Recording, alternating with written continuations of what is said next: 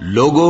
اپنے پروردگار سے ڈرو جس نے تم کو ایک شخص سے پیدا کیا، یعنی اول اس سے اس کا جوڑا بنایا، پھر ان دونوں سے کثرت سے مرد و عورت پیدا کر کے روئے زمین پر پھیلا دیے۔ اور اللہ سے ڈرو جس کے واسطے سے تم ایک دوسرے سے حقوق کا مطالبہ کرتے ہو، اور قطع رحمی سے بچو، کچھ شک نہیں کہ اللہ تمہیں دیکھ رہا ہے۔ اور یتیموں کا مال جو تمہاری تحویل میں ہو ان کے حوالے کر دو، اور ان کے پاکیزہ اور عمدہ مال کو اپنے ناقص اور برے مال سے نہ بدلو،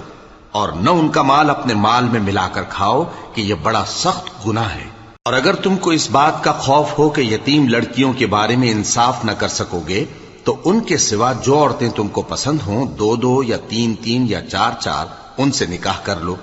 اور اگر اس بات کا اندیشہ ہو کہ کئی عورتوں سے انصاف نہ کر سکو گے تو ایک ہی عورت سے نکاح کرو یا باندی سے تعلق رکھو جس کے تم مالک ہو،